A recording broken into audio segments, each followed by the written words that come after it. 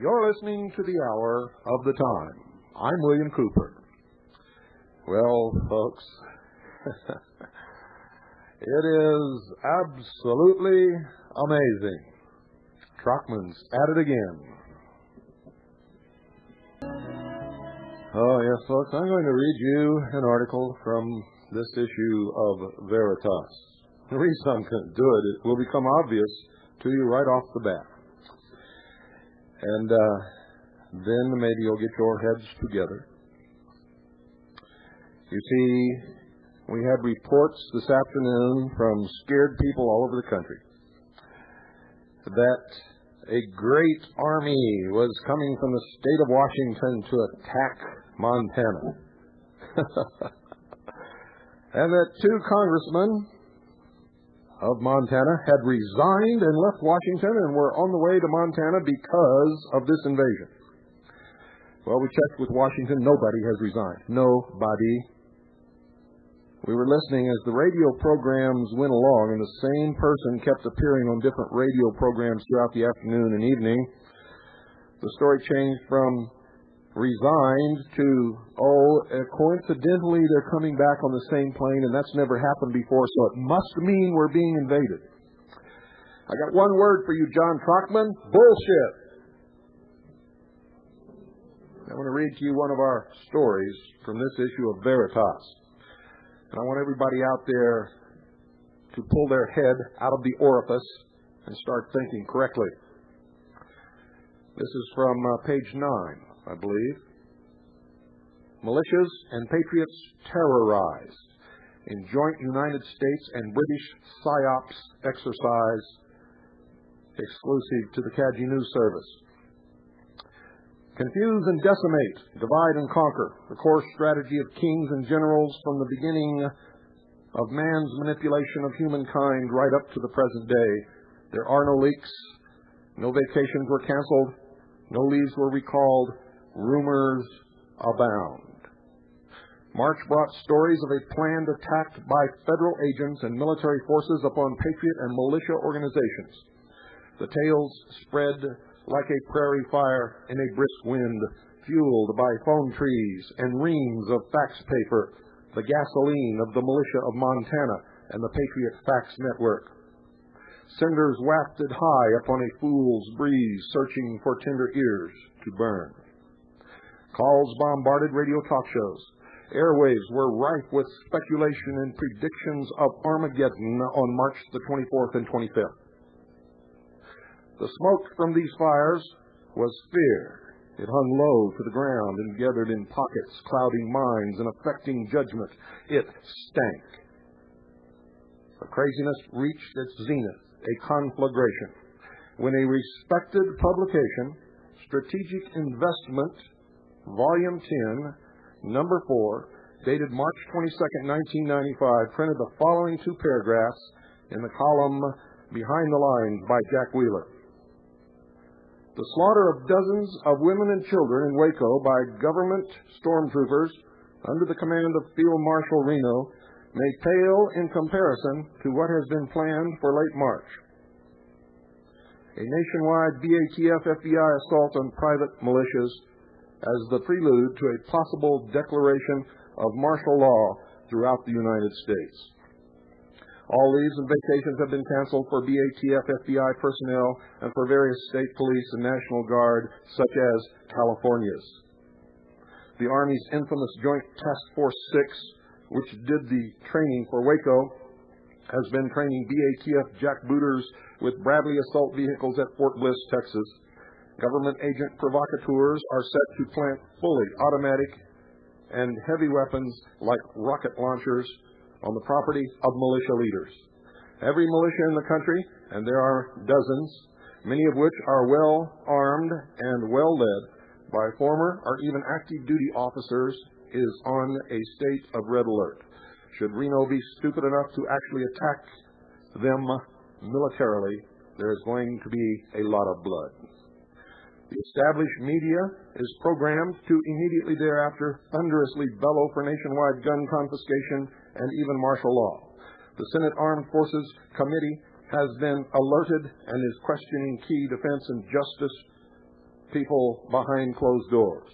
Hopefully, Reno's Waco can be stopped in time, but that it was planned in the first place should be a sobering lesson as to what a horrifying event liberalism, the political philosophy of the administration, and the Democratic Party has been converted into a close cousin of fascism. The editors of Strategic Investment include Knight Templar, the Right Honorable Lord Rees-Mogg of England's MI6, and Knight Templar William E. Colby of the Central Intelligence Agency, amongst others. This publication and several others, Soldier of Fortune comes to mind, has been used several times in the past in this manner. You could say that strategic investment is an asset to the company. Without the ability to gather and assess this kind of information, the sheeple went berserk and insanity became the rule. A few of us shoveled reason onto the flames, valiantly trying to put them out. Reason failed.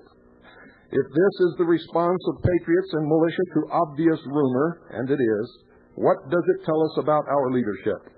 What have we taught the enemy?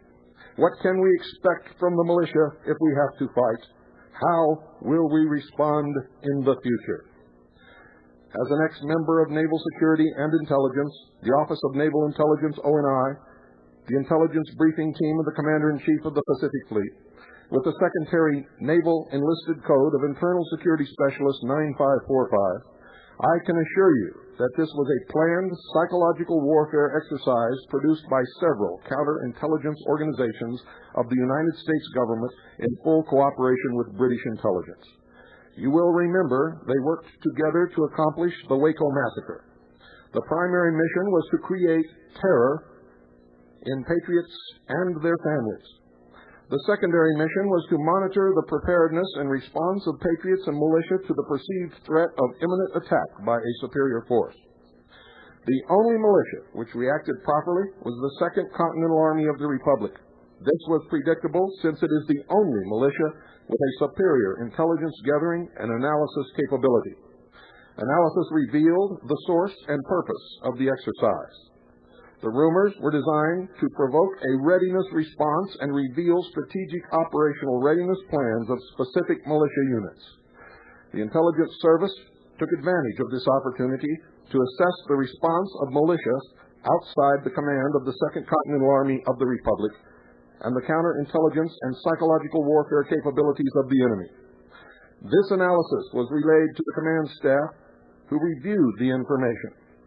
The commanding general ordered the Army to stand down and ignore the rumors. The assessment of the intelligence service and the decision of the command staff was relayed to the listeners of the hour of the time. The flames withered and died, but the embers glowed just beneath the ashes, waiting for a splash of gasoline. Some bright morning, I will enter the office, see a pile of fax paper covering the floor, the large black letters, "Mom," staring up at me. There will be 20 or 30 messages on the answering machine, and the sheeple will stampede once more, chased by the flames of rumor, fueled by the ringing phones and reams of fax paper, blinded by the smoke of fear. The phones are open, folks. 602-337-2524. That's 602-337-2524. Talk about anything you like. The paper has been put to bed. It goes to press tomorrow.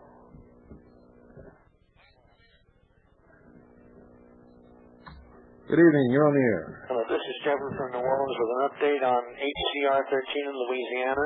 Great, Jeffrey. Let's hear it. Okay, the state of Louisiana legislature is doing the Pennsylvania two-step. They have adjourned for the weekend after having debate yesterday.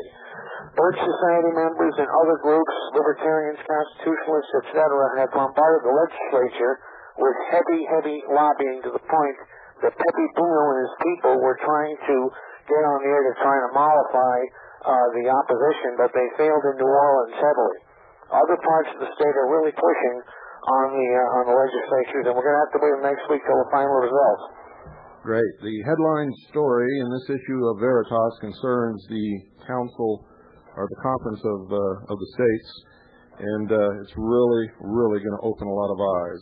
Oregon beat it yesterday. That's correct. So we're going to keep on seeing what happens in other states, but so far they're really hitting a stone wall in Louisiana. We'll see what happens next week. Okay, we got to hit Indiana now. Indiana is the hot spot, folks. If you live in Indiana, you've got to start pounding on your state legislature's desks and on the committee members' desks, and you have to send faxes and phone calls, and people tell them what you think, but be polite. Also, in this issue of Veritas, you'll find a clip-out that you'll all want to use in this battle. Will give you a lot of strength. Thank you, Jeffrey. Thank you. Good night. 602-337-2524 is the number. That's 602-337-2524. Good evening. You're on the air. Good evening, Bill. It's Tom from Indiana. Hello, Tom. I had a couple of questions for you. I've been rereading the protocols in your book, and there's something in there that didn't sit well with me, and that was that if the protocols were supposedly written in the time around the late 1700s, it's been written and revised and all kinds of things. Okay, so the thing that it was converted into a play at one time. It's the references to Marxism and Darwinism, yes, obviously didn't occur till the 1850s. That's right. And so you're saying that that's part of the revision process. Oh yes. Okay. It's been revised many times. The first knowledge of the protocols of Zion, it really should be Sion, S-I-O-N, instead of Zion. And anybody who reads it, who understands the Jewish people and their religion and their culture, will see instantly that it was not written by the Jews. Obviously. But it has certainly been used to persecute the Jews.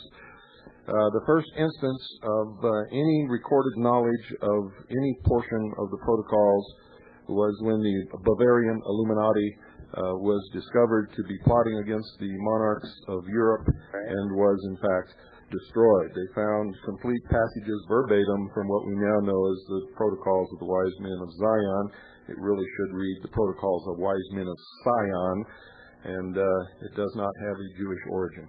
Would you say that it's possible that the writers of that might have also been people known as the sons of Cain, or would you? Oh, absolutely.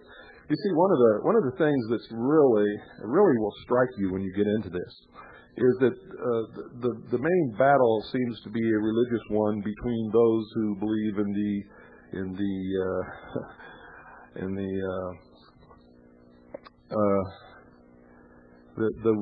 salvation by works.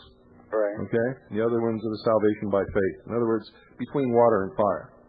One of the goals of the secret societies that they have professed is to pour or cast what they call the molten sea, which is the mixture of the two into a homogeneous substance where they will be able to live together compatibly, and Lucifer will then be the king.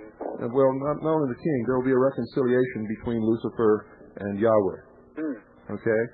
Now, folks, I'm explaining something to you. It doesn't mean you have to believe it. It doesn't even mean I believe it. It's just what I've learned. Right. Okay? You know me. I don't like to preach religion to anyone. I believe, and I'll tell you why, because a lot of people ask me, well, if you're a Christian, how come you don't spread the word? Well, I think God gave us all a free will choice for a reason. And if you force someone to say that they believe something, because that's really what you're doing when you force someone. You see, they really don't believe it. They'll say they believe it to get you off their back, or to get special favors, or to get you to quit beating them. If you make them say they believe it, and they really don't, then you haven't done anything except cast a shadow on your own soul. So it has to be a free will choice. People either have to accept whatever religion they accept or reject it, and they have to answer for that to whatever God there is. I happen to have my own personal beliefs about that, and many of you know what they are. So anyway, my last question is, what was the name of that song you just played at the 15-minute mark? Oh, that was Watermark. Okay, who's that by? Inya. Okay. I liked it. I wanted to find out what it was. Last night I asked if anybody knew what kind of music this was, and nobody called today, left a message or anything, but do you know what kind it is? My brother has one of Enya's CDs, but I haven't listened to it. I'm not that familiar with Enya. Well, a lot of people out there, I said, do you know what this is? Do you know what this is? And a lot of them claim that this is the superior music because it comes from the superior race. This is Celtic music. I'll be darned. From the Celts. So I thought everybody would find that interesting, and I like to, I have an eclectic taste for music and like to play all of this stuff. But anyway, back to the original subject. Right. The people who are really practice the lies and the deception and the manipulation claim that they are Christians. If you were asked them, they would say that they're Christians. Or if you would challenge them that they're practicing the occult or that they worship Lucifer, they would point to their Bible on the altar and they would say, we're really Christians. And it's a lie. They're really not Christians. But it wouldn't matter if they would be open with it. I believe everybody should have a free will choice, and that is a personal thing between them and God. And they have to answer for whatever wrong choice they may make. Maybe we made the wrong choice. Nobody really knows until they're gone, until you die and you find out, see? That's right. So that's why religion is based upon faith, and people spend their whole life trying to justify their faith, and that's where theology and dogma comes in. That's the result of this lifetime endeavor to justify whatever faith they believe in. But these people, they claim outwardly that they are the sons of Adam and that they believe in Christ and that they are Christians. The truth is, in secret, they openly admit that they are the sons of Cain and that their God is Lucifer. Yeah. Well, I have never taught to any of them, but reading the protocols and having studied the Bible somewhat, it became obvious to me that that's who was probably doing the writing in those protocols there. Yes, and it would surprise you to find out that it has more of a Christian-based origin than anything else. The thing that was really a tip-off to me was the fact that they do not imbibe alcohol. Yes. And if you look at the 35th chapter of Jeremiah, I don't want to turn it into a Bible study, but there's also reference to that in the Bible. Right. That's correct. And folks, you'll find that Jews do imbibe in alcohol. It's a part of their ceremonial dinners on their holidays and all kinds of stuff. So remember, our enemies practice deceit. Yep. And it's a dreadful deceit. And even the elect shall be swallowed up in this. If it were possible. Yes. All right, well, it's been a pleasure talking to you, Bill. Thank you for calling. Thank you. And folks, regardless of what I may say religious-wise on here, I'm responding to the questions of the callers. I'm not in any way trying to preach to you or tell you what to believe. I think that we've all seen what that leads to. Just take a look at the history of the Dark Ages. Good evening. You're on the air. Hi. Hi. This is Tim in California. Hi, Tim. Hey, what's going on with the O.J. Simpson trial? Well, I don't know. Why is everybody but O.J. on trial? Why is what? Why is everybody but O.J. on trial? I don't understand what you mean. I'm not kidding. I'm not trying to throw a curveball. I don't watch it. Well, all I gotta say is that everybody that takes the witness stand is on trial. You know, they're the credibility. That's that way in any trial. Yes. Whoever the opposition is has to discredit the witness in order to get the jury to believe whatever their side is, whether it's the prosecution or the defense. It doesn't make any difference. That's the part of the adversarial system, which, by the way, is all screwed up. Yeah. You know, why is everybody having to put up with that? You know, I mean, this is a trial. Everybody doesn't have to put up with it. The truth is, everybody loves it, or they wouldn't be watching it 8 hours a day. Well, you know, no, that's a bit. big misconception because the trial is now on national television. This is supposed to be some type of a trial that everybody in America is supposed to be watching to see. I got news for you. An awful lot of Americans are watching it. Exactly. But not for the reasons that you think. They're watching it because it's the greatest soap opera they ever saw. They don't give a damn about justice. Well, people in America think that is justice, is what they're seeing on American TV right now. You're exactly right.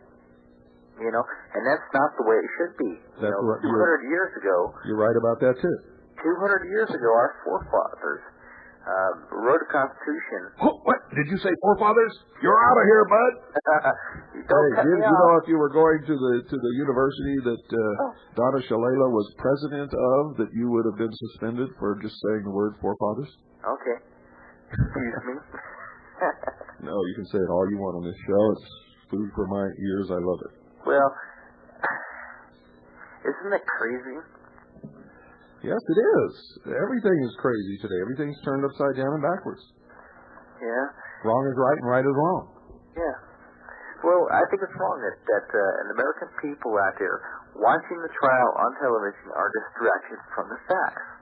That's exactly what it's designed to do. No. Who designed it? It doesn't matter who designed it.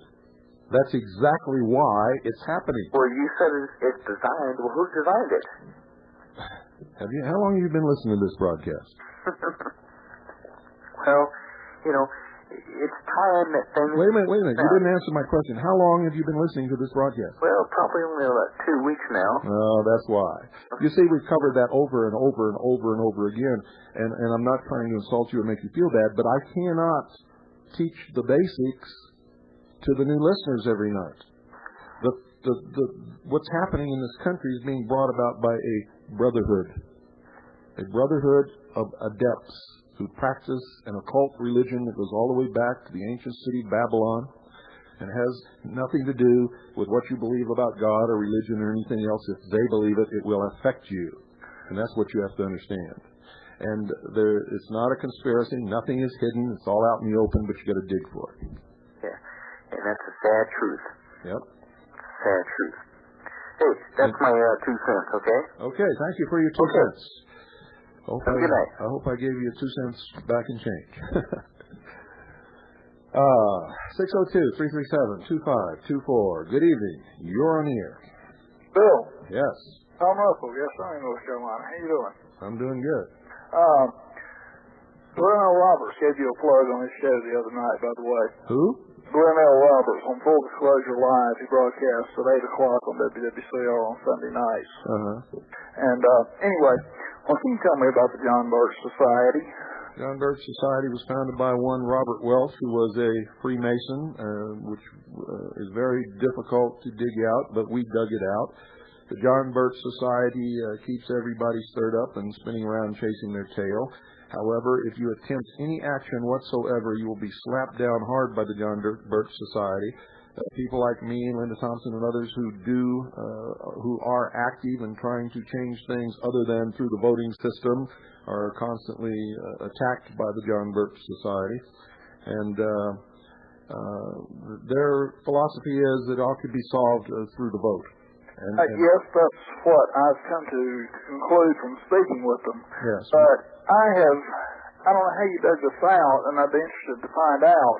I talked with the Scottish Rite of Northern Jurisdiction, Southern Jurisdiction, the York Rite of Freemasonry, and the Grand Lodge of North Carolina, and I can find no record of a Robert Henry Winborn Welch ever having been a Mason. Oh, they don't want you to know it, but you can dig it out if you dig hard enough. Unfortunately, I don't have the time to do it again for you. Can you give me a starting point?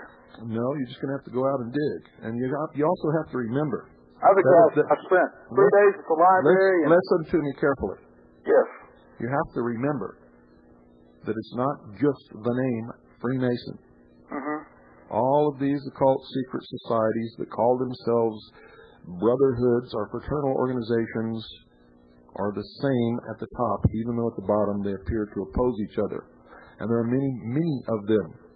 They go by many different names and many different occupations, and at times they appear to oppose each other when actually in reality they are of the same mind. They practice the Hegelian dialectic of political conflict resolution, and they are all Freemasons.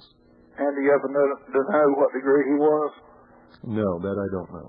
Okay, because I cannot find anything referencing him. You weren't listening to me, were you?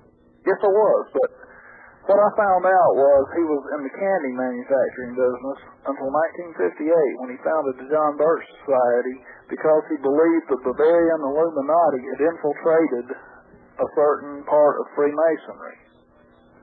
But I never could find any attachment of him to Freemasonry itself. And you weren't listening to me. You're still not listening. I don't understand what you're saying. I know you don't, but I haven't got time to teach you tonight. So you go and figure it out, okay? Okay. Good night. Thank you.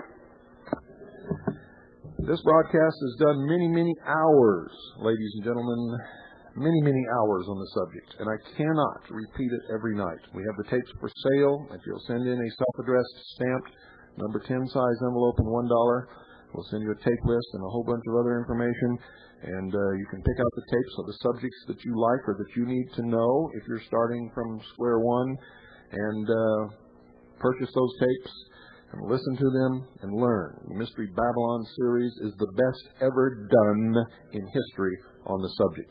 And there are a few mistakes in there, but not many. I guarantee you, if you can find a body of work that extensive anywhere else, I'll give you a set free.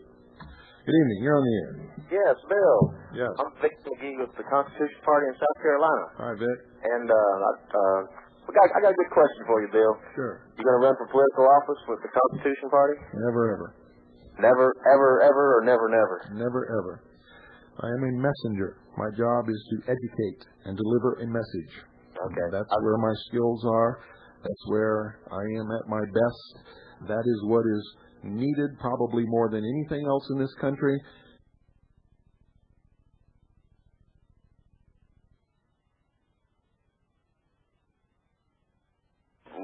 Your listeners to know in the North and South Carolina that we're going to be having that meeting in Rock Hill, South Carolina, and the North Carolina state organizer and I'll be there also. So let both states, they can come to it. In Rock Hill, South Carolina on April the 1st.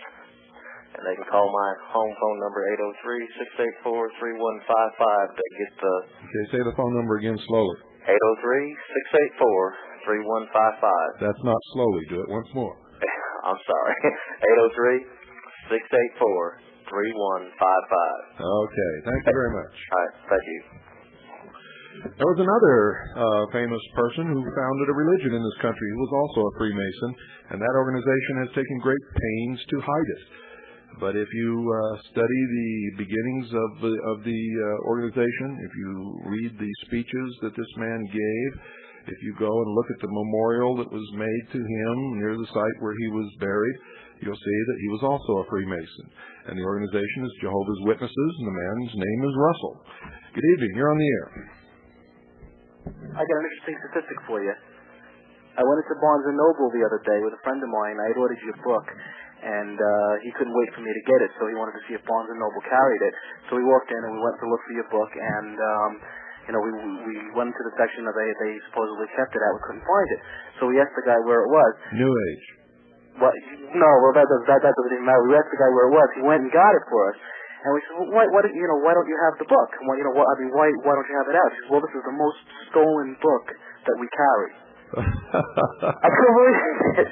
So I figured I wanted to call you to let you know that. The most stolen book, huh? That's the most shoplifted book from Barnes & Noble. I couldn't believe it. I also picked up those books that you had recommended last week on the other Freemason books, Knight Templar, and all that really good stuff. Yeah, it is. Oh my God! But I mean, you really got to dig through that stuff. And what I like about it is some of it, they talk about it from the perspective of the Masons and of the secret societies. Not all of it is written against it. So you kind of see, you have to see the handwriting on the wall. Yeah. You have to remember that after Robinson wrote Born in Blood, he was inducted into Freemasonry and now speaks on their behalf and doesn't expose them anymore. You mentioned that. That's pretty amazing, actually. Oh, it's not amazing at all. You see, they gain a lot of their converts when you try to deal with the public and find out that they're right about most of the public being sheep or cattle. Not literally, but figuratively. Yeah. And so once you're dealing with the public and you find that out, you're fair game to be recruited by the enemy because you don't want to be on the losing team. I've been approached many times by them, and I've got to tell you the truth. Many times I was sorely tempted, but all I got to do is look at my family or my daughter or somebody that I really love, and it brings me right back. Well, it's always very seductive. I mean, like you said, everybody loves a mystery, but it's not just a mystery. The problem is that there are too many people that are preoccupied with owning and controlling power over other people, not just personal powers in their own lives. That's right. If you're one of them, they make sure that your life is easy and that you are rewarded, and if you have talent, you go right straight to the top. See, but there's one thing that the Masons forget, though. Historically, the people that put Hitler into power, for example, Hitler turned right against them as soon as he had power. So did Stalin. You know why? Yeah, because they're the one. They put him in power. They know how he got there, and That's right. and they have all the juice on him. They knew how they got there. They understood the Hegelian dialectic. They know synthesis, thesis, antithesis, and synthesis. And so once they got there, they turned around and got rid of the people who put them there because they didn't want to be threatened by the same organization. The same thing happens with socialism. When socialism comes to power, the first people they get rid of are the people that put them there, and they're usually the intelligentsia, the university professors, the people who can think and write and do great things with their mind are the first ones to go. And unfortunately, they haven't realized how to use their mind enough to read history and figure that out yet. All these university professors that are helped bringing Marxism and socialism into America will be the first ones that the Marxist socialists destroy once they come to power, because they know that those people, the intelligentsia, will be the first one to figure out that it's all a scam when they see it in action. Absolutely. I got another question for you. I'm also doing some research into the ADL. I ordered the book, The Ugly Truth About the ADL. Now, I'm hitting a brick wall, and I'll tell you why. Because the material that I'm coming across, and like you know how you say not to believe you, and I agree with that 100%. But I have the tapes. I taped your series on the ADL. And the only thing is, I'm hitting a brick wall as far as referencing it. A friend of mine is Jewish, and he gets very offended when I even talk about the ADL and whatever they do. And I can't. That's because he's a victim. Victims like to be victims. They don't like anything that threatens that. Agreed. But I can't come up with any proof, though. In other words, I know what you're saying, and I've heard the stories of them painting swastikas on Jewish graves to try and foment racial tension and all that. But how do you see? He's got all kinds of books that link the ADL with all kinds of benevolent, good causes. And when I mention, that's like Freemasons. The first thing that happens when you try to expose them is they point to the Shriners Hospitals for Children and say, "See, we're not bad guys." Exactly. But that stuff I could link up. I have all the literature because most of this stuff is very well documented. But unfortunately, what I've been able to, maybe you can point me in the right direction. And I sure can. Go to Dope Incorporated. Go to The Ugly Truth About the ADL. All your leads are in there. All you have to do is follow them up. If you're having trouble, go to the Executive Intelligence Review, which is one of the best research organizations in the world. Forget about their politics. Right, I agree. And they will help you also. And how do I get in touch with? I guess once I get my book, the address is right in it. Yeah, because that's great. Listen, man, you are doing a fantastic job, and I really enjoy listening to your program. I actually videotape the audio on your program because I don't have enough cassette tapes to put the information on. Okay, when you play it back, will you call me and tell me what you see? Oh, you don't think? What you it's a joke. It's a joke. No, I'm just kidding. I was just kidding too. But listen, man, seriously, keep doing what you're doing and keep the faith. And if you're ever in New York City, look me up. I gave my address and my phone number to one of the people in your offices. And if you ever need anything, if you ever need any kind of information out of the city that maybe only can be gotten from the city, I don't know, or you need a place to stay if you're ever down here. Can you send me some sleep? That's what I really need. Send me some sleep. Sorry, that I can't help you with, bro. Well, I'm gonna get it tomorrow. We'll all be. So, you're done with your newspaper for this issue, right? I got to start on the next issue now. Oh, come on! You mean you're not going to take? You said you were going fishing yesterday. I am going fishing. Well, okay. So go fishing, relax. Maybe Tomorrow I'm going to sleep, where the boys take the paper to Gallup to get it printed, and I'm going to sleep. And I don't have to tell you to not forget about your wife and kids. You got to spend some time with them. Yes, that's right. By the way, I saw a picture of your family in your book, and you have a beautiful family. Thank you very much. All right, thanks a lot for everything, and I'll talk to you soon. Thank you for calling. All right, bye. I love those kind of calls. I mean, that was a pleasant conversation, and even if he had been critical, he was a pleasant guy. It doesn't matter what you say when you're pleasant. I don't understand why people can't do that. Good evening. You're on the air. Good evening, Bill. Hey, we are happier in clams to see your book on the shelves at Walden Books in Pennsylvania. You're kidding. Unbelievably so. Yes, as a matter of fact, a friend of mine in the military found it and said, this is the stuff you're always talking about. And I said, wait a minute, what book is it? He said, Behold a Pale Horse. And I said, wait a minute, Cooper's? And he said, sure. So I wasn't able to get away at the time, so he ran in and got another copy. Well, I'm flabbergasted.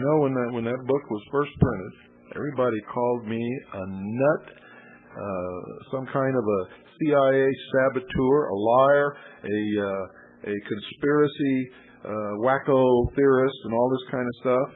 And nobody would touch my book with a 10-foot pole. And now I'm hearing that it's the most stolen book from Barnes & Noble. I heard that too. That's interesting. I love the book. I'm about a third of the way through, and I'm going to tell you what, it's an eye-opener every page. Well, what saved the book and what saved me was everything that I wrote about in there that nobody believed could ever happen, happened. Absolutely. And that's another scary thought. And there's a lot I said would happen that hasn't happened yet. One other matter. There was a newspaper article in the Harrisburg Patriot regarding the rally at the state capitol on... Yeah, they think it was for Monday, and when we found out that they adjourned the legislature, we changed it to the following Wednesday. So the stupid reporter showed up on Monday and then wrote an article saying that I was a Waco conspiracy theorist nut, and since nobody showed up, so much for shortwave talk radio. Right. Well, we kind of tracked that down a little bit. She's normally the police reporter. And don't let her bullshit you. She's a Waco socialist. Hey, she wrote that article from her head intentionally to discredit everything. She did no research, nothing. But she claims that someone gave her about a 5-minute segment of a tape of yours. Oh, she listened to. I could show you 5 minutes of anybody talking and make you think they're crazy. In fact, I can take 5 minutes of you talking without your knowledge and make everybody think that you're nuts. Oh, I'm sure. What I was trying to say is that we up here think that that tape and that story was either planted ADL-wise or else it came from someone within the police department. Oh, well, I don't know where it came from, but it definitely has the ADL slant to it. Absolutely. There is no doubt about that there was somebody who works for the ADL involved in that. But what you should do, all of you in that area, is as soon as you get your copy of Veritas, take it in there and say, you know something? You have the audacity to call yourself the Patriot newspaper? This is a real newspaper. Absolutely. You've got nothing but trash. Well, I'll tell you what, Bill. And give them a copy. Absolutely. I am in love with your book, and I'm using it to dispute the naysayers right and left, and I'm just glad you wrote it. It was definitely a surprise to see it and see all the things that you've been talking about, or at least a good portion of them, come to life right on the pages. You have the sources there, so you can go out, and so that I can go out and look it up, and even pull copies of the documents that you use. And it's very hard for somebody to refute your argument when you have that kind of material there. Yeah, that's true. Well, keep up the good work, Bill. Is there going to be a sequel?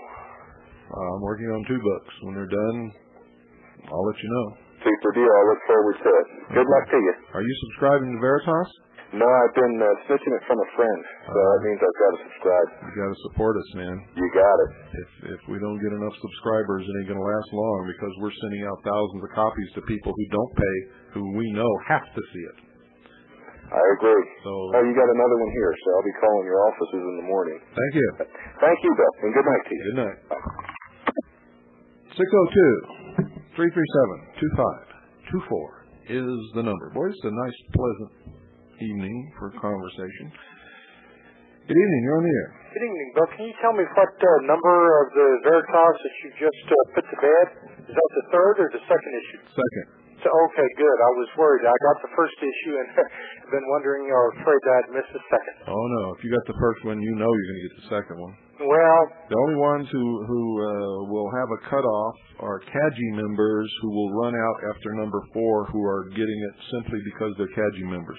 No, my concern is with the post office's ability to mangle and mutilate. Oh, I understand that.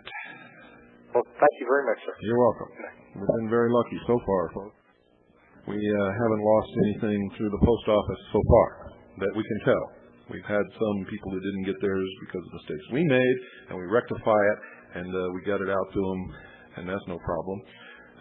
If you sent your money in late or something like that, don't call me and say, well, you didn't get mine. You didn't get yours because you sat on the fence waiting to see what it was going to be like before you sent your money in, and there weren't any left.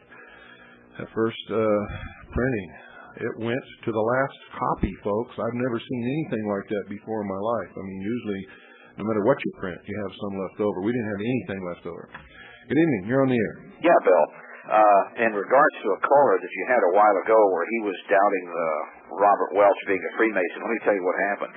Back in 1980, I was living up in Cheyenne, Wyoming, and a friend and I, Charlie O'Brien, wrote Robert Welch. And I told Welch at the time, who was, of course, still alive in 1980, I said, you know, you've done a great job over the years of exposing the Trilateral Commission and the Council on Foreign Relations, but why haven't you...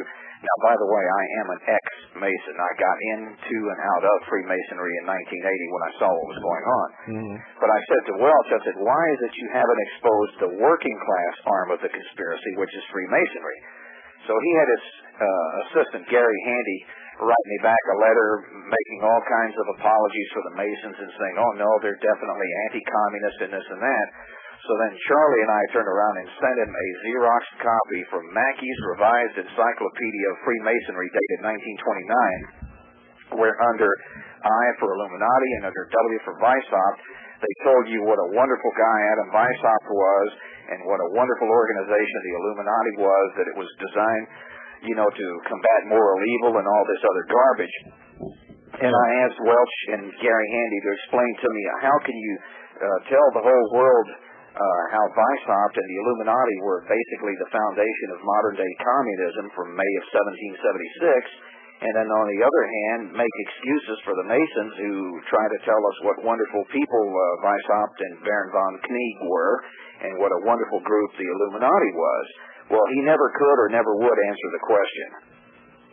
So I would think you might say in a de facto way that Robert Welch answered to me back in 1980 the fact that he was at least an apologist, if not an outright Mason. Of course.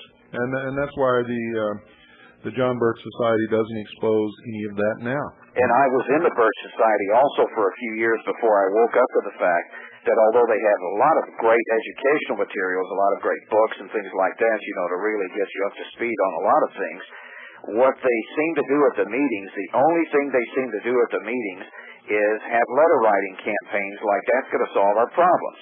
Yeah. You know, write a letter to your congressman, write a letter to your senator, and meanwhile this guy's pitching them in file 13. Mm-hmm. But the reason for all that is it makes the people who could do something think that they are.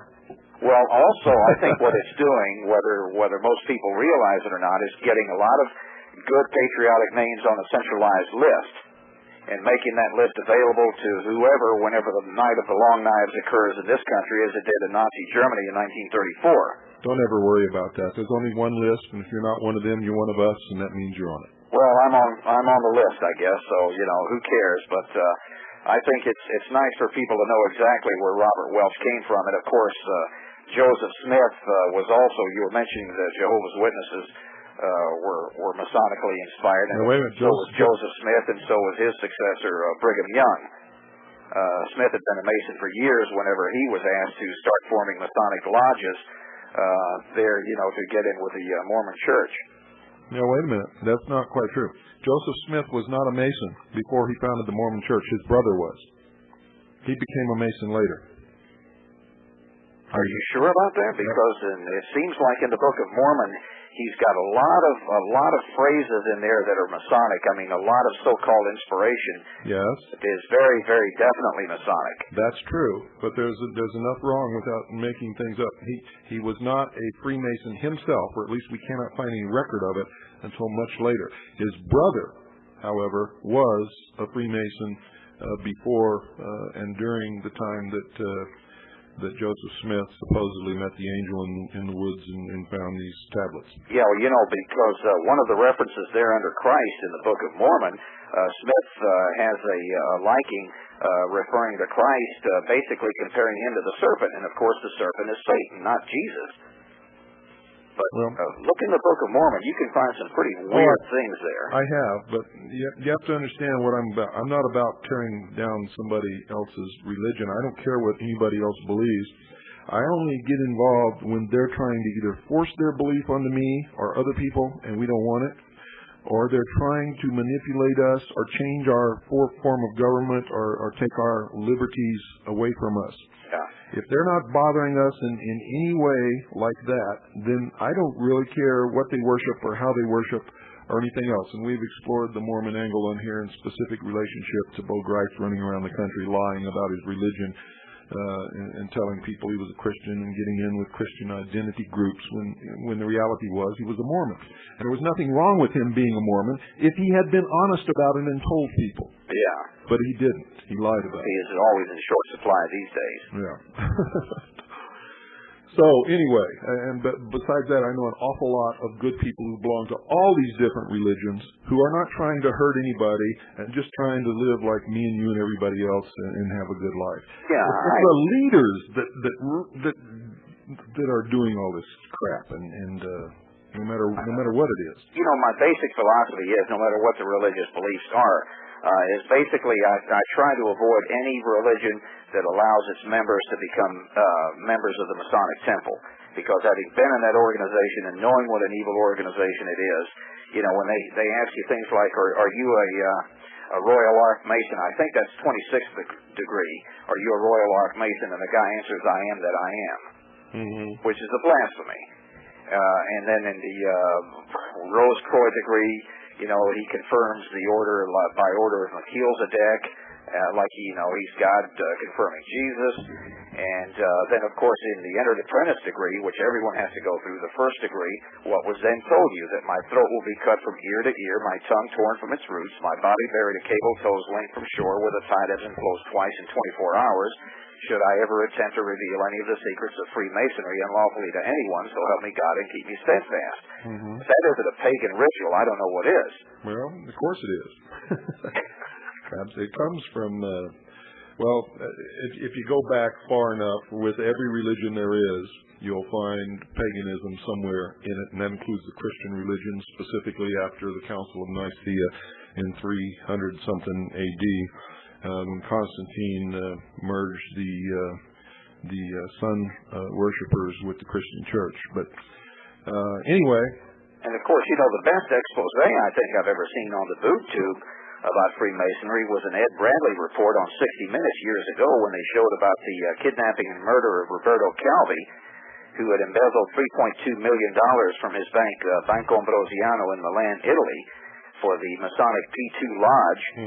And when he was out on bail, he mysteriously disappeared from Milan, and when he popped up again, he had called his wife from London. They found him hanging from Blackfriars Bridge. Yeah, well, the night before they found him hanging, he called his wife and said, I'm having some difficulties, but I think it's going to be all right. I'm going to be able to get out of this thing and this and that. Don't worry, I should be home soon. And the next morning they found him hanging from the Blackfriars Bridge where the tide went up to his knees twice in 24 hours. It was a ritualistic Masonic execution simply because he had become an embarrassment to the order. Right. You're absolutely correct. So, Bill, have a good one. Thank you very much. Thank you, sir. And good night. 602-337-2524. Well, that's a man who's done his research. That's for sure. Not many people recognize the hanging of Calvi from the Blackfriars Bridge as a Masonic execution. And, of course, you wouldn't unless you had studied it. But and all of you who haven't, go back and look at the way that he was hanged, and you'll see. Good evening. You're on the air. Oh, say, I was just down in your neck of the woods there a couple weeks ago, passing on Interstate 44 going west. I know you were talking last night about the Waco raid. I think that really shows a weakness in the Patriot movement that should be looked at, and that is that they prepared for the confrontation. I think they tried to prepare themselves psychologically and everything else, but they didn't have any tactics. Well, that's because they were millennium in their thinking. In other words, they were thinking that they had to die because that's what the Book of Revelations predicted. Then why did they arm themselves? In other words, they were just waiting to die. Well, that's a normal human reaction. If you read everything that they say, if you look at the tape that we have here, if you listen to how they talk, it's very clear that they did not expect to ever leave that place. Very clear.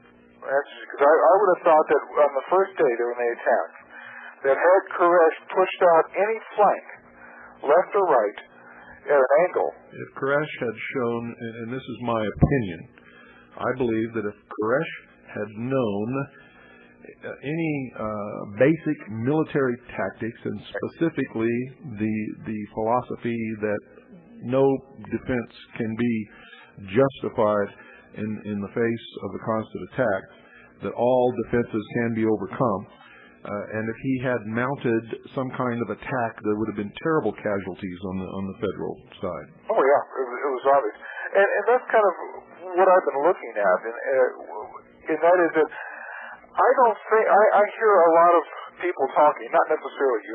I know people, and they're talking about getting their military stuff together, and they're ready to do it. They're talking themselves and they're ready to do it. But I don't think that I think they're very short on tactics. Well, they may be, and it's something they have to deal with. We're certainly not.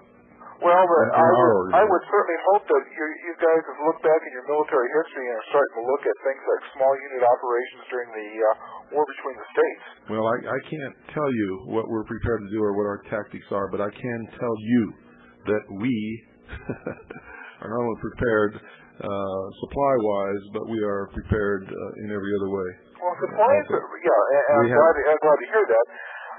May I make a suggestion? And that is to look into things like, in general, Sherman's raid through Georgia and some of the resistance he met and how he dealt with that, because it's also, I think, very important for people to know what type of resistance they're going to come up against. Just what will the government do? Will the government just ignore northeastern Arizona, basically? Just cut you out. That's what Castro does. But he used to have rebels. Well, you have to understand that you're talking to two things here. You're talking to the militia of Arizona. I belong to the Second Continental Army of the Republic. The same thing. No, it's I know not, it's not the same. It's not the same thing, believe me. Well, they're two different organizations, but how they're going to treat you guys will be all about the same. No, I don't think that it'll be about the same. I don't think that there's going to be... I don't think there's anybody who's prepared for what the Second Continental Army of the Republic is prepared to do and can do, and I don't think that they have any conception of the brains that are on our command staff. But anyway, that's all I could talk about with you, and we're out of time. Good night, and thank you for calling. Good night, folks. Sorry we got to end now, because I'd love to stay and talk to all of the good people that have called tonight, and the ones who are probably trying to dial in. And God bless you all.